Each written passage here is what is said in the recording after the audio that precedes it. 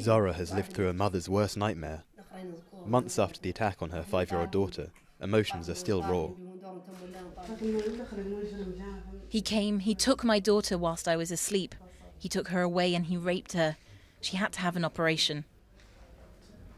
The rapist, a serial paedophile, was sentenced to 10 years in jail. But according to the Association of Women Heads of Family, sexual offenders in Mauritania are often released well before the end of their sentences.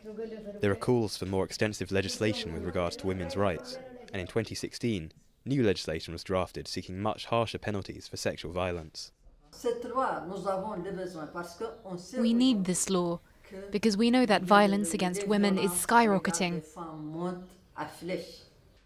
But in this religiously conservative country, the bill proved to be too controversial. It was rejected by Parliament twice and has now been withdrawn by the government. We cannot adopt a law which contradicts Sharia law, which is the basis of the nation's constitution. Opponents of the bill also criticise its wording. They say that the notion of gender in the title would pave the way for a possible defence of homosexuality, which is illegal in Mauritania. But among those that rejected the draft legislation, some are willing to seek a compromise to achieve better protection of women's rights.